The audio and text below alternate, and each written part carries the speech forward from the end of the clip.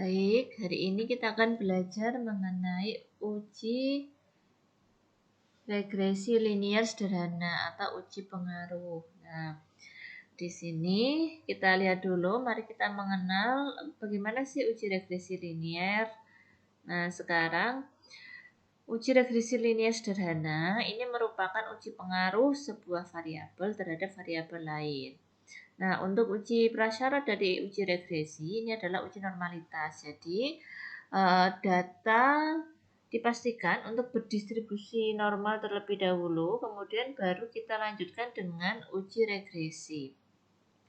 Nah, sekarang sebenarnya kalau kita lihat uji regresi itu sekilas sama-sama dengan uji korelasi ya, tetapi keduanya berbeda. Perbedaannya seperti apa? Nah, perbedaannya seperti ini ya. Berdasarkan tujuannya ya, uji korelasi itu mempunyai tujuan untuk mengetahui ada hubungan atau tidak antara dua variabel atau lebih. Kemudian kalau uji regresi tujuannya adalah untuk memprediksi seberapa jauh pengaruh yang ada tersebut ya, yang telah dianalisis melalui analisis korelasi. Jadi uji regresi ini adalah uji yang lebih fokus ya, lebih fokus kalau dibanding dengan uji korelasi. Kemudian dari aspek yang kedua, misalkan terdapat contoh yaitu tentang terjadinya perang antar negara dengan kegiatan perlombaan senjata. Nah, kalau diuji dengan uji korelasi, maka ada hubungan di antara kedua variabel tersebut. Tetapi beda kalau kita melakukan uji regresi.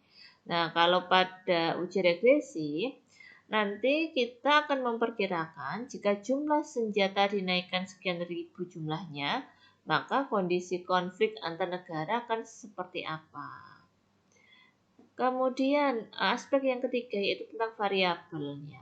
Nah, pada uji korelasi variabel yang ada itu dianggap sepadan, tetapi beda dengan uji regresi. Karena uji regresi itu dibagi menjadi variabel bebas dan variabel terikat. Contohnya seperti ini ya. Misalkan uji korelasi antara prestasi belajar dan motivasi belajar. Maka hubungan antara prestasi belajar dan motivasi belajar di sini artinya sama atau maknanya sama dengan hubungan antara motivasi belajar dengan prestasi belajar. Jadi dibalik ya variabelnya. Yang pertama adalah hubungan antara prestasi belajar dan motivasi belajar. Yang kedua adalah hubungan antara motivasi belajar dengan prestasi belajar. Walaupun dibalik maknanya akan sama kalau uji korelasi. Bedanya kalau uji regresi, yaitu jika prestasi belajar mempengaruhi motivasi belajar, maknanya akan berbeda kalau kita balik menjadi motivasi belajar mempengaruhi prestasi belajar. Nah, seperti itu ya.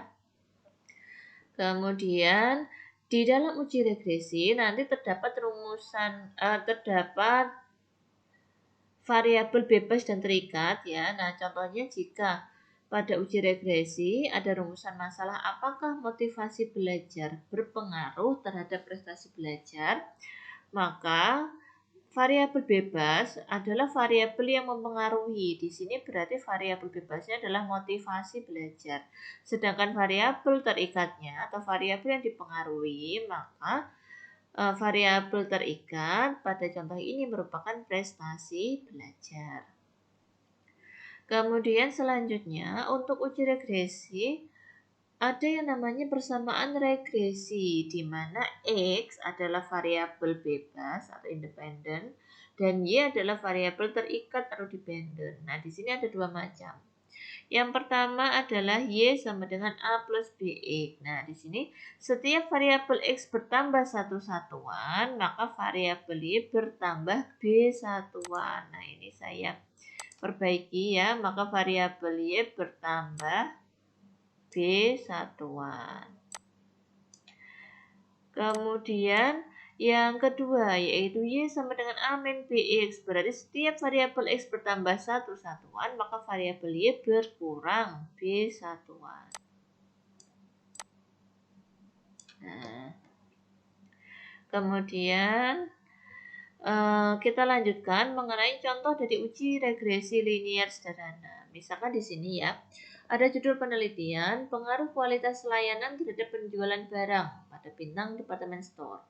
Rumusan masalahnya yaitu, apakah kualitas layanan berpengaruh terhadap penjualan barang pada bintang department store? Yang kedua adalah berapakah pengaruhnya? Kemudian serta tentukan persamaan regresinya. Nah, sekarang kita lihat di sini ada data mengenai kualitas layanan dan penjualan barang ya. Kemudian hipotesisnya adalah H0, kualitas layanan tidak berpengaruh terhadap penjualan barang pada bintang department store. H-nya adalah kebalikannya, yaitu kualitas layanan berpengaruh terhadap penjualan barang pada bintang department store. Kemudian kriteria pengambilan keputusan, di sini jika nilai signifikansi lebih dari 0,05 maka kesimpulannya nanti adalah H0. Beda halnya jika nilai signifikansi kurang dari 0,05 maka kesimpulannya nanti adalah HA. Nah, sekarang kita akan praktek menggunakan SPSS-nya ya. Oke, nah sekarang kita lanjutkan. Pada SPSS ini kita tuliskan dulu variabelnya. Di sini adalah kualitas layanan dan penjualan barang ya. Kemudian pada data view saya tuliskan untuk datanya tadi yang sudah diketahui di soal. Nah, yang pertama kita lakukan dulu untuk uji normalitasnya sehingga analyze, deskriptif ya, kemudian explore. Di sini kualitas dan penjualan kita masukkan ke dependent list semuanya. Kemudian kita klik plot, normality, kemudian kita klik continue dan kita klik OK. Nah, di sini akan muncul tabel normalitasnya ya. Di sini 0,2 semua, jadi dia berdistribusi normal. Sehingga kita bisa lanjutkan ke uji regresinya ya. Kita klik analyze, regression ya, linear. Kemudian dependent list-nya yaitu penjualan barang. Kemudian kualitas layanannya adalah independen ya, variabel bebas. Kemudian kita klik plot ya. Spread-nya masukkan ke Y, Z-receipt-nya masukkan ke X ya. Kemudian kita klik continue. Nah, kita lihat ini continue. Oke ya. Kemudian kita klik OK. Nah, setelah kita klik OK, nanti tabel mana yang akan kita gunakan? Nah, untuk tabel yang untuk melihat ada pengaruh atau tidak, kita bisa menggunakan tabel ANOVA ya. Tabel ANOVA ini kita lihat nilai signifikansinya. Kemudian untuk melihat seberapa besar pengaruhnya, nanti kita lihatnya adalah model summary-nya. Klik bagian tabel ini. Kemudian untuk mencari persamaan regresinya, kita menggunakan tabel koefisien. Nah, sekarang kita kembali ke pekerjaan kita tadi ya, tabel-tabel yang kita akan gunakan, kita masukkan ke daftar pekerjaan kita. Nah, sekarang kita masukkan hasil kita ya, hasil SPSS kita. Nah, di sini ada uji prasyarat terlebih dahulu, uji normalitas. Di sini nilai normalitasnya kita bisa lihat di sini 0,2 semuanya ya. Untuk kualitas layanan maupun penjualan barang, jadi data berdistribusi normal sehingga kita bisa melanjutkan untuk uji regresinya. Nah, uji regresinya ini ya, kita lihat pada tabel ANOVA.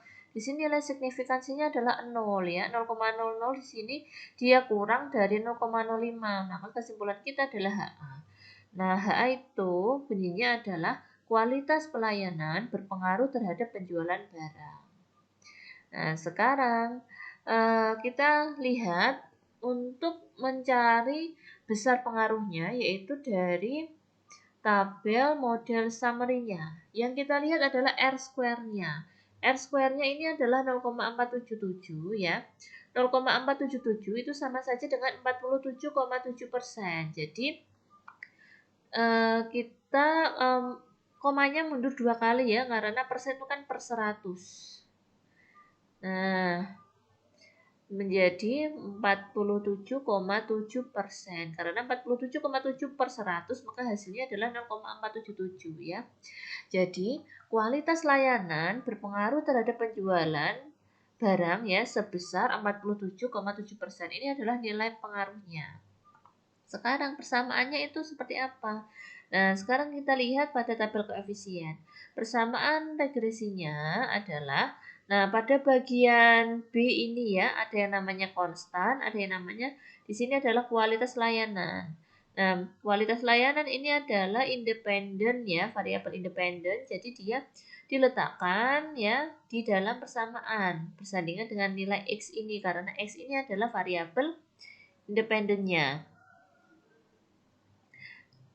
Nah, kemudian untuk di sini untuk persamaan regresinya, maka Y sama dengan konstannya kita tulis dulu, yaitu 93,850 ditambah 1,287 X. Itu adalah persamaannya. Sehingga dari persamaan ini, di mana Y adalah penjualan barang dan X adalah kualitas layanan. Nah, jadi arti dari persamaan ini adalah jika kualitas layanan bertambah satu satuan, maka penjualan barangnya akan bertambah 1,287 satuan. Nah, baik ya, ini untuk uji regresinya. Terima kasih.